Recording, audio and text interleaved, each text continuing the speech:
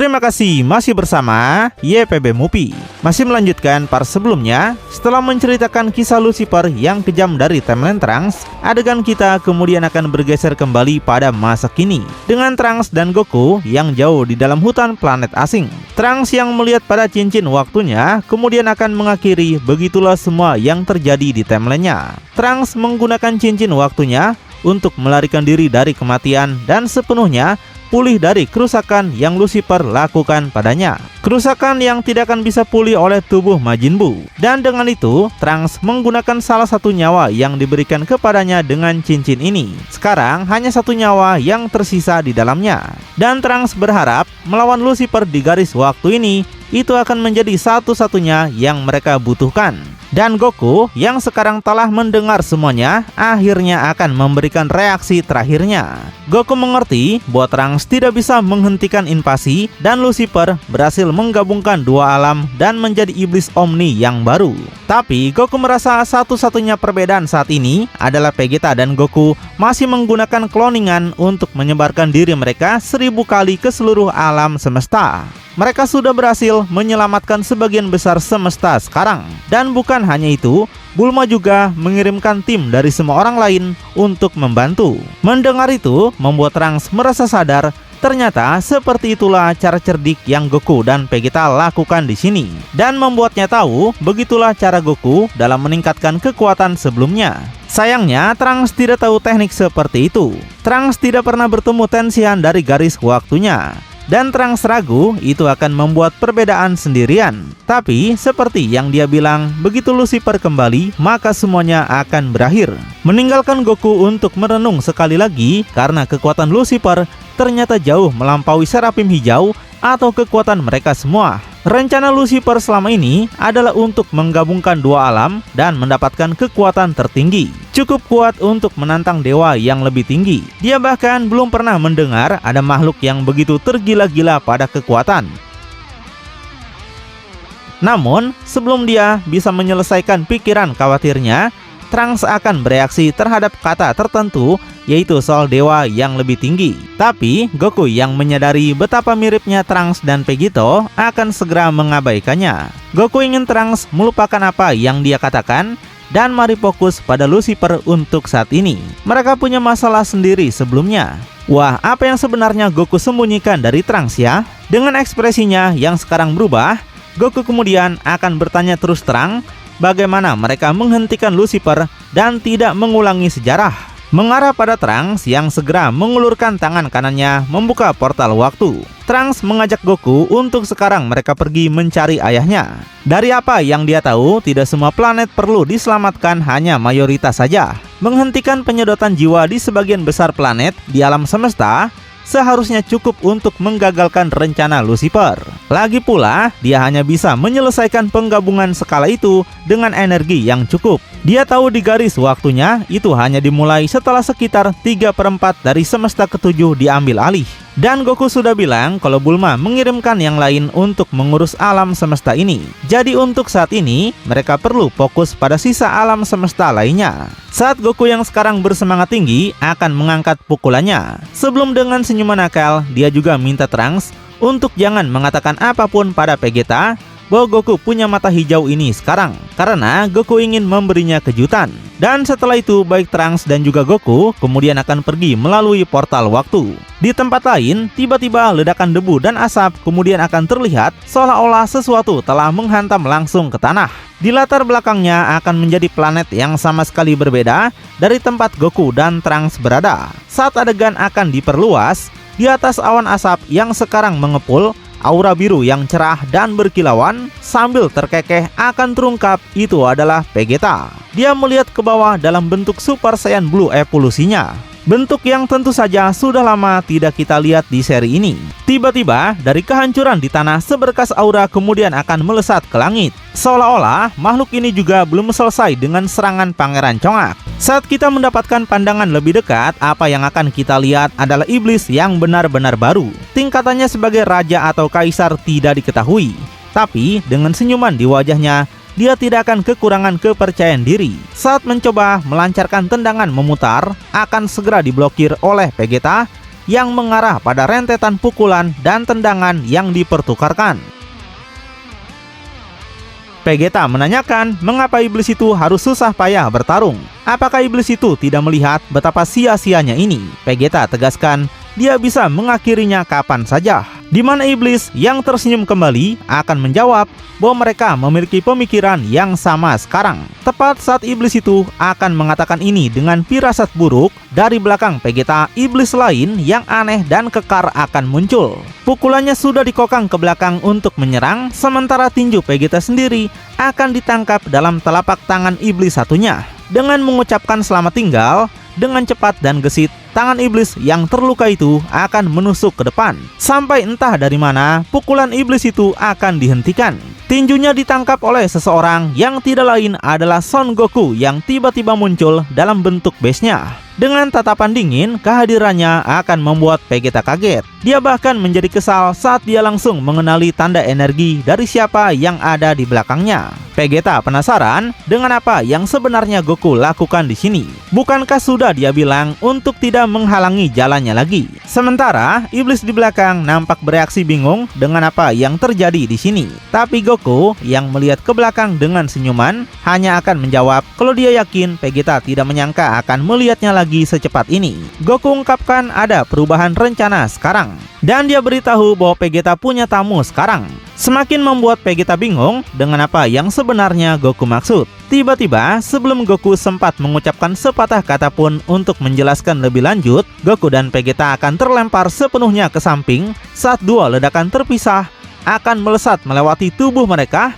seperti dua kereta yang melaju kencang. Seketika langsung melenyapkan dua iblis yang mereka lawan, seolah-olah mereka hanya permainan anak-anak. Saat Vegeta akan tetap melayang di antara sisa-sisa berasap dari lawan-lawannya yang kini terhapus, yang akan dia tanyakan hanyalah siapa yang memiliki energi sekuat ini. Hingga akhirnya dia melihat sosok di kejauhan dan mengungkapkan dirinya sekarang yang tentu saja adalah Trunks dengan telapak tangannya masih berasap dari ledakan energi sebelumnya. Tentu aja dengan bentuk serapim hijaunya. Mengejutkan sang pangeran sejenak saat dia hampir tidak bisa mempercayai matanya. Sebelum akhirnya dia kembali ke bentuk base-nya dan dia akan berkomentar lebih tenang. Vegeta tegaskan Trunks benar-benar punya kebiasaan buruk dengan muncul pada waktu yang paling acak. Meskipun kekuatan itu juga bukan sesuatu yang diharapkan dari anaknya. Tapi saat dia akan melihat dengan lebih cermat pada Trunks, Vegeta akhirnya akan melihat kilau hijau dari Serapim.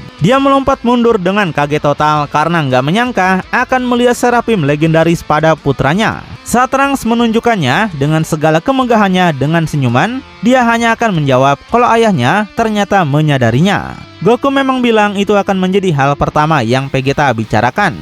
Ada banyak hal yang perlu dia ceritakan, jadi mereka mencari tempat untuk bicara.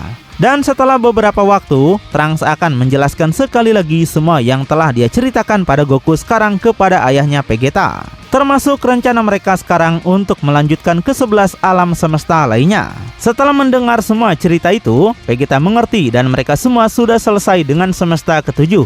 Sudah dia duga Bulma tidak bisa duduk diam sedetik pun.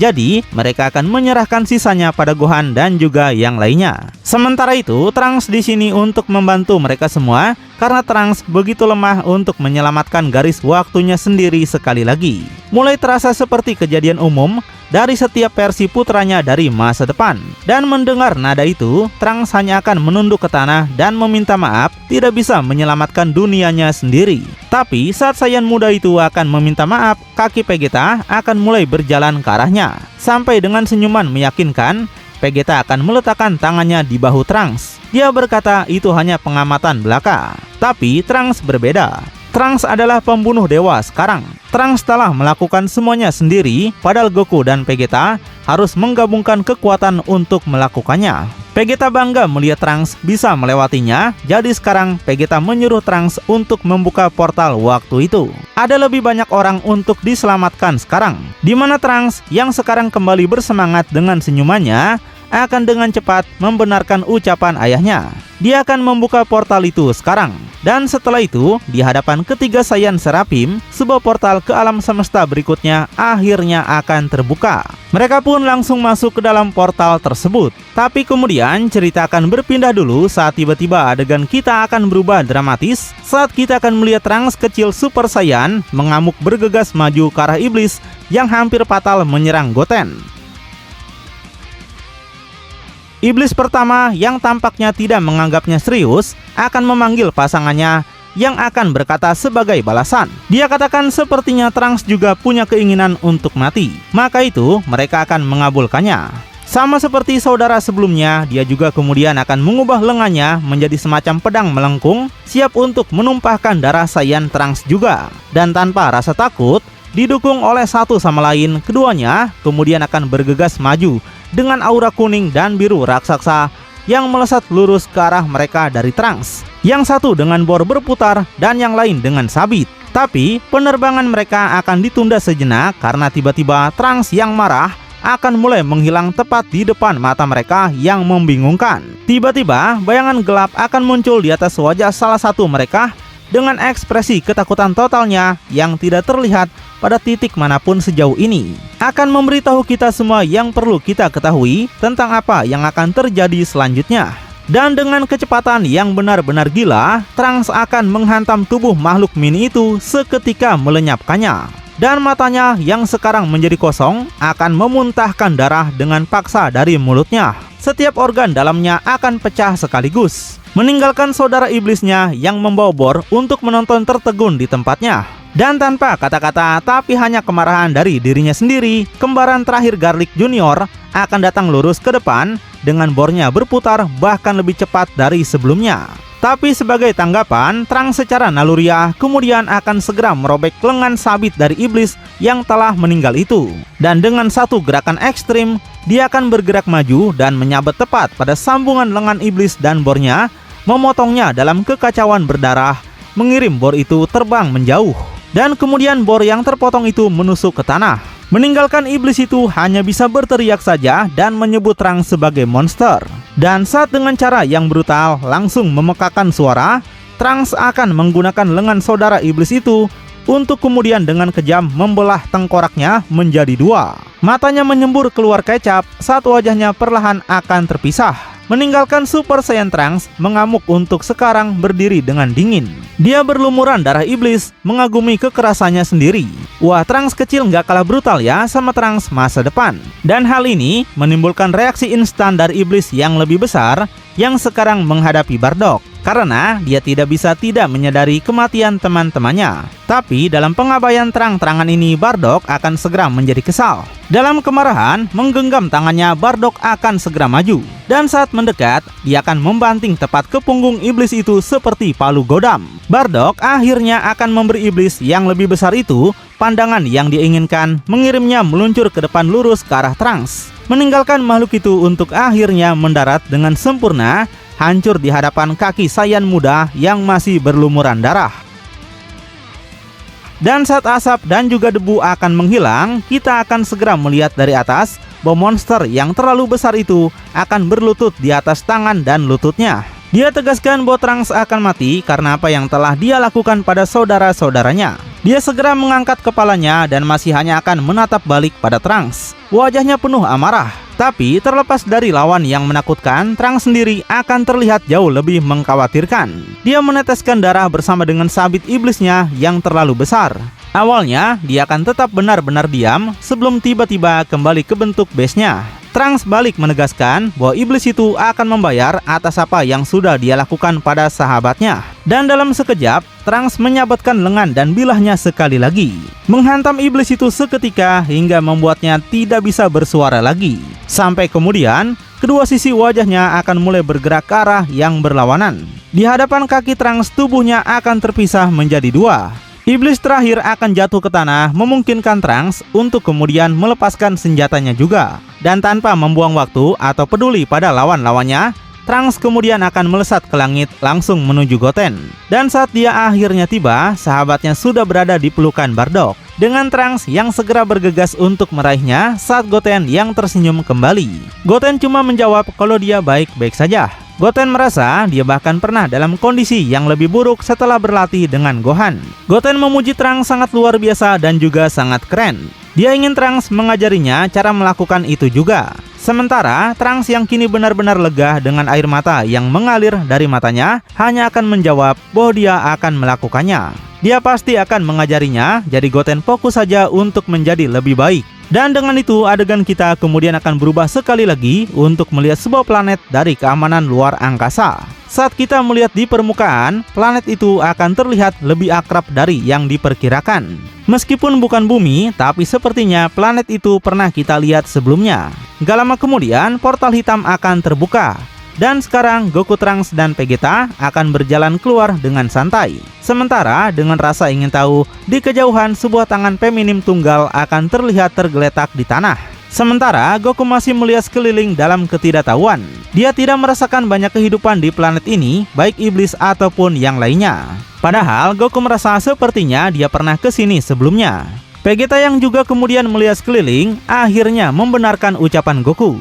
Sampai tiba-tiba wajah Vegeta akan berubah menjadi kejutan total, lebih dari apa yang dialami saat melihat Trunks. Dalam adegan yang mengejutkan, ada dua orang terbaring bersama dengan penuh luka, bergandengan tangan, yaitu Kel dan juga Caulifla. Kedua saudara perempuan yang tidak terikat darah, tapi sekarang berlumuran darah. Dengan mata tertutup, sepertinya mereka tidak hanya dikalahkan, tapi mungkin juga sudah dibunuh.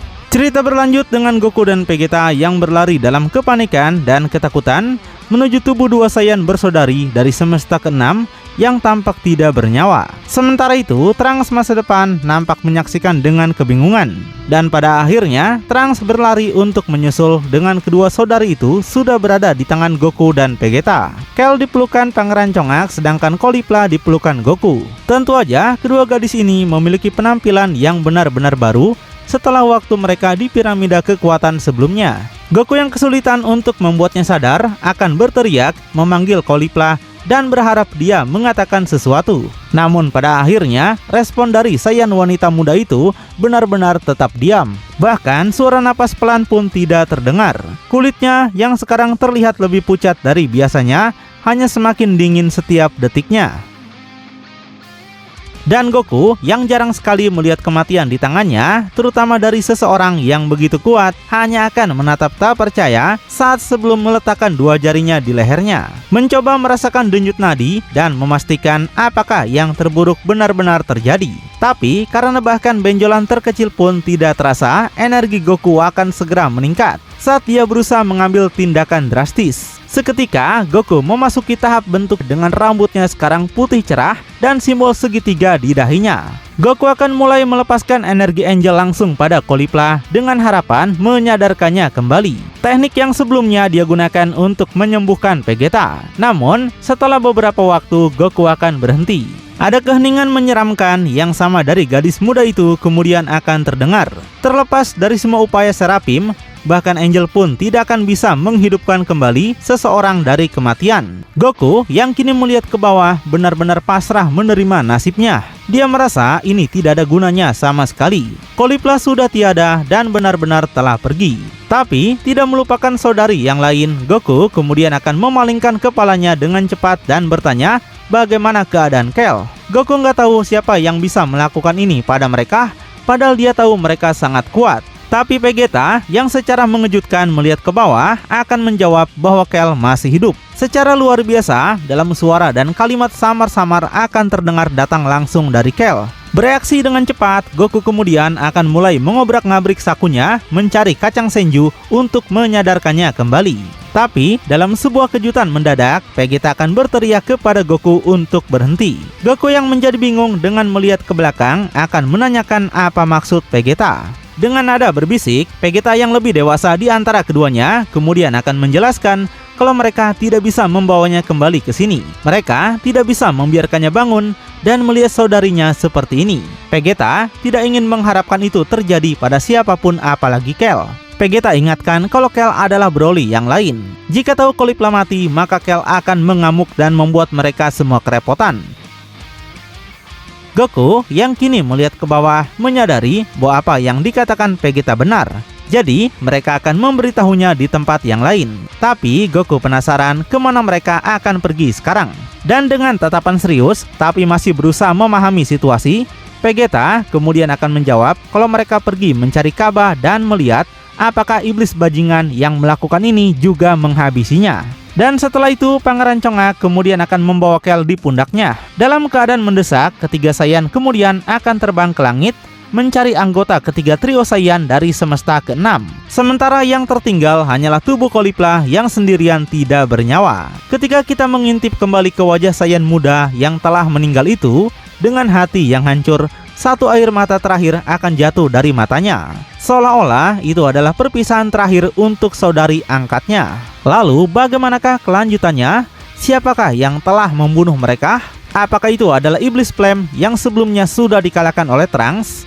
Makin penasaran? Tonton kelanjutannya di channel YPB Movie, channelnya Anime Bapak-Bapak.